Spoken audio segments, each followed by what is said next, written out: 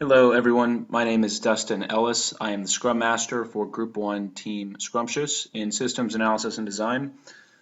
This is our video tutorial for sprint number 2, and what I'm going to do is quickly walk you through a quick tutorial of the attendance management application that we've created so far using Salesforce in conjunction with Community Builder and the Salesforce App Exchange.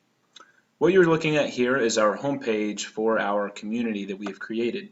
As you can see, we've taken everything that was previously displayed in the Salesforce Developer Console and migrated it to Salesforce Community Builder, which has allowed us to customize our user interface. For example, you can see here at the top we have a nice clean tab menu. We have a search engine on the home page. We actually have a search engine on every page, so that it makes it very quickly and easy. So it makes it very quick and easy for someone to look up a class or a student, for example, and I'll demonstrate that here in a moment. What we're going to do real quick is just walk you through each page and discuss some of the things that we put into this application. So first off, as you can see on the home page, we've customized the banner. We've added a header logo for UGA. We've also got a search engine here. If I wanted to, I could look up any class in the system or any student in the system. It would automatically populate that with any students that are in the system already or any classes that are in the system already. If I were to click on this, it would take me to that student's profile. Before doing that, though, I want to show you the rest of the home page. So we've discussed the search bar. Down here on the rest of the home page, I didn't want to add too much content, so we put a quick dashboard for the professor to look at.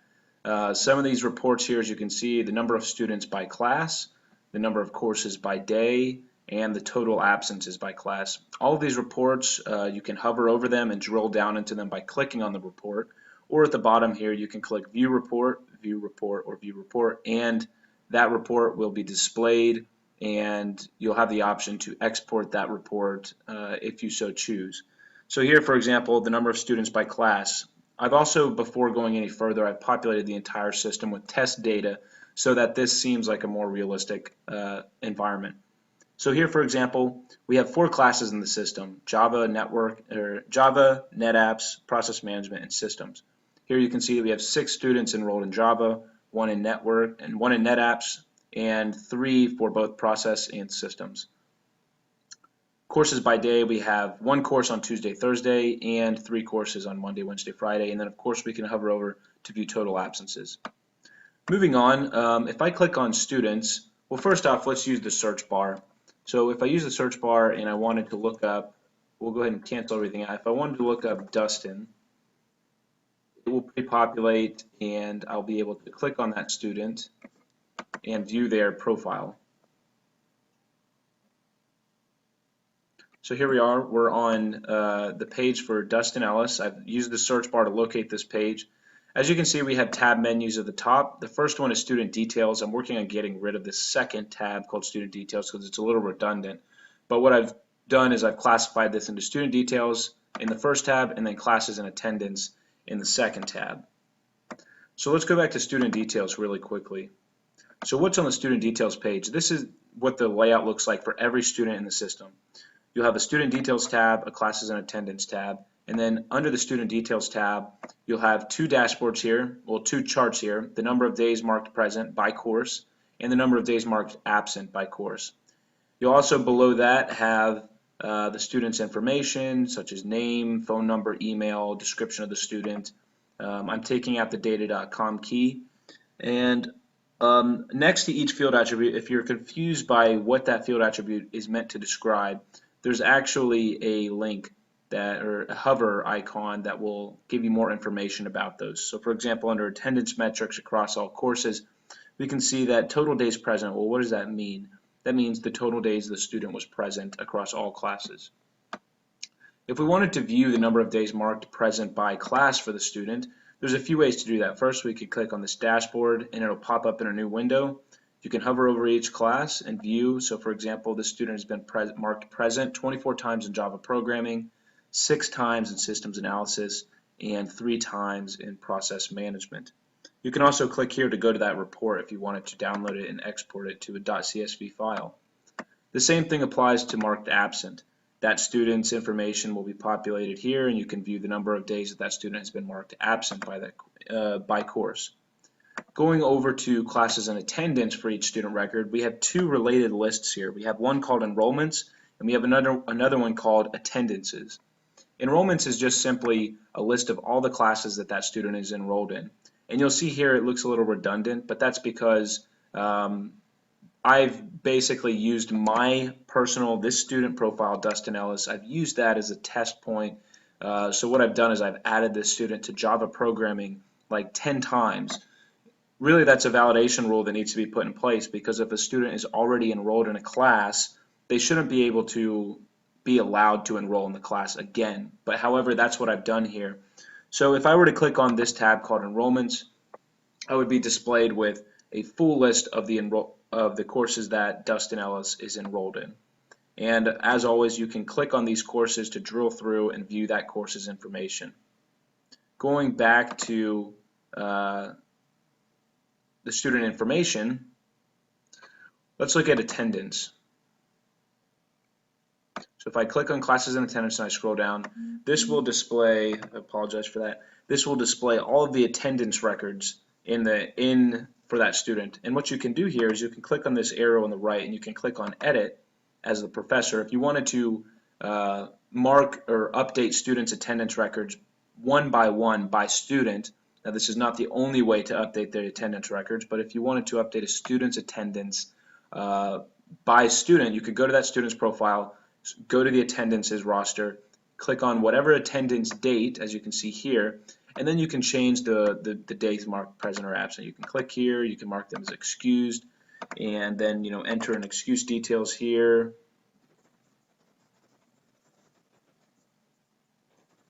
And then you can click on save.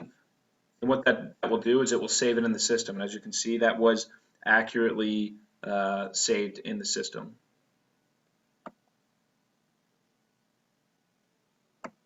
The next thing I want to do is go over classes. Well, we're still loading.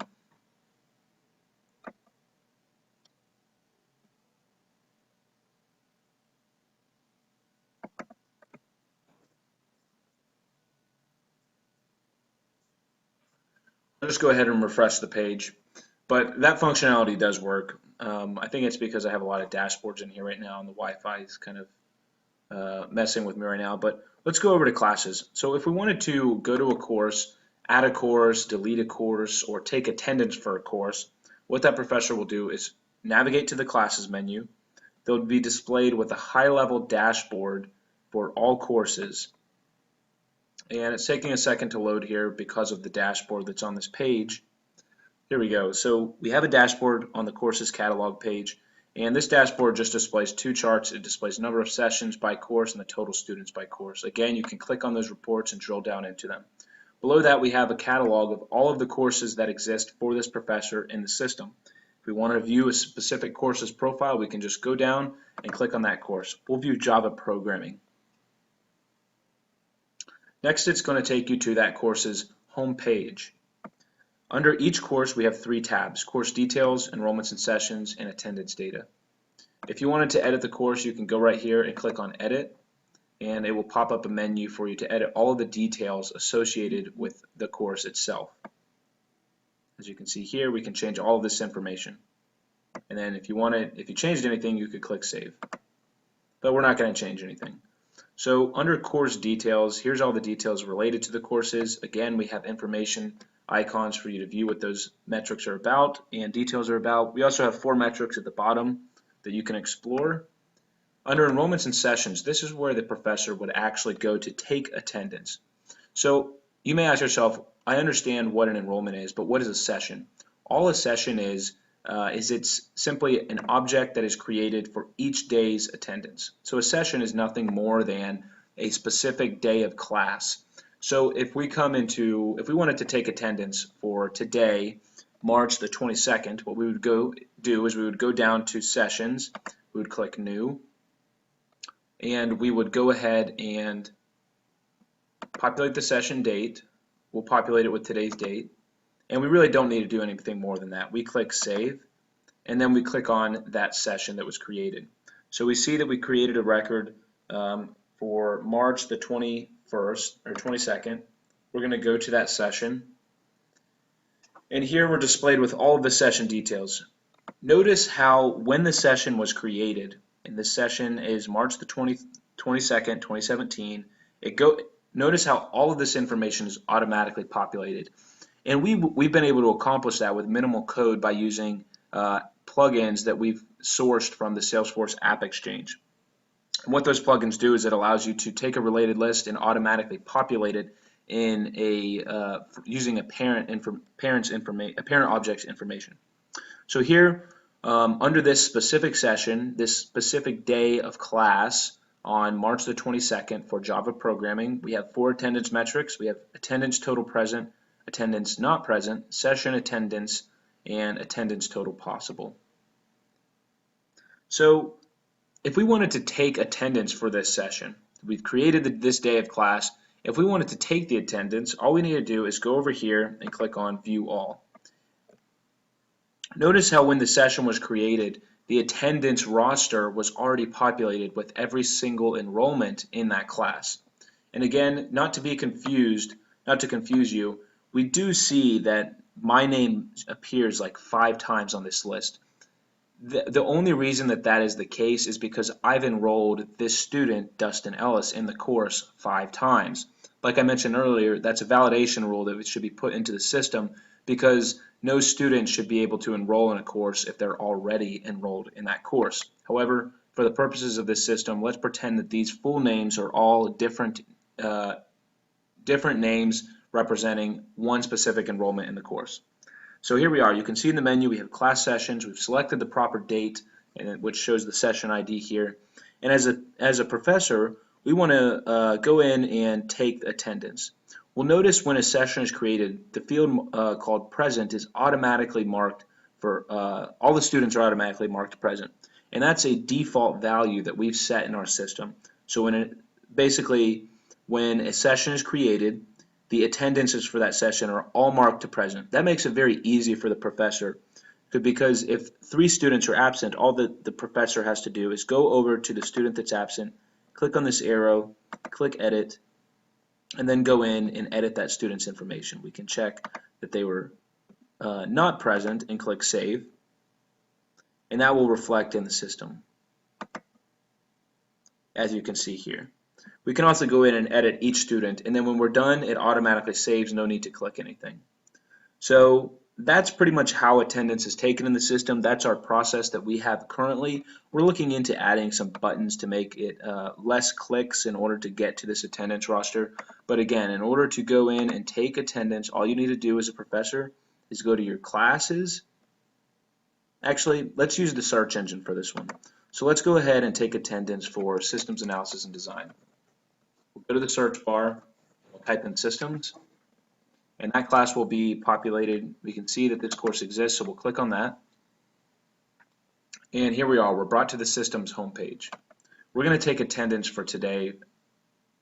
And so in order to do that, we're going to scroll to the top. We're going to go to the tab called Enrollments and Sessions. We're going to create a new session because this is a new day of class. So we scroll down, we click on New Session.